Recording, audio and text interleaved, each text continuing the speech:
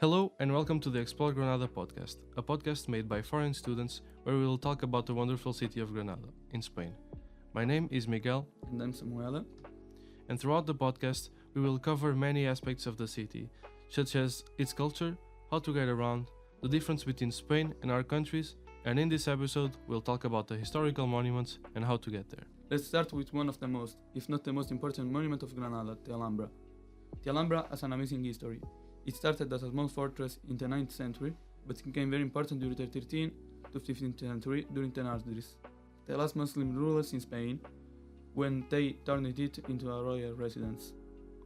And they've built incredible palaces with crazy details, like carved patterns, colorful tiles, and most importantly, fountains.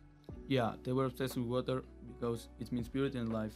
In 1492, the Catholic monarchs Ferdinand and Isabella, the ones who also sent Columbus sailing to America, conquered it and added other things like a Renaissance palace that had nothing to do with Islamic designs. Over time, Alhambra was forgotten and used as a military base, but in 1900, people finally saw how incredible it was again and started fixing it. Today, Alhambra is a UNESCO World Heritage Site and one of the most seen places in Granada and even in Spain. It's a big mix of Islamic, Christian and even Jewish cultures. If you come to Granada, you should really visit it. It's great for Instagram pictures too. If you wanna visit it, you got many options, but make sure to book the tickets quickly, cause they sell out very fast. If you're alone and wanna go there for cheap, you can book a €15 ticket, where you can access the Alhambra and visit it without a guide, but I don't suggest it. I agree, it's better to come in a group, and the guides can provide interesting insight about the Alhambra. The best option in my opinion is to go there in a small group and book the €40 with a tour group. You will be guided by an expert guide and you will have a 3 hours long tour for cheap. But make sure to book early. Now, as for how to get there, from the center you've got two bus lines, C30 and C32. Once you're on the bus, remember to get off the bus at the stop, Alhambra General Life 2, the last stop for C30. C32 continues to the Albacin, so be careful.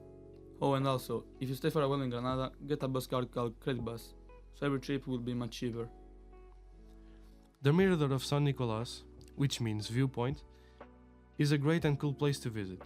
It has an amazing view of the Alhambra and the Sierra Nevada mountains. It's located in Albacin, an old but enchanting area with narrow streets and white houses. The Mirador has been there for ages, and it's still where tourists go to see the Alhambra in the sunlight. It's so iconic that Bill Clinton visited it and called it the best sunset in the world. You should really visit it, since the view is awesome, allowing you to see all of the Alhambra fortress and to get some awesome Instagram pictures too. You will also find some musicians there playing some typical Spanish music like flamenco or artists making sketches of you. And for the best part, you don't need a ticket to get there. Access is completely free. To get there, just take the C31 or C32 bus and stop at the Albacin. La Catedral de la Encartación, or just Granada Cathedral, is one of the most impressive churches in Spain. It's right in the heart of Granada and it's not just for praying.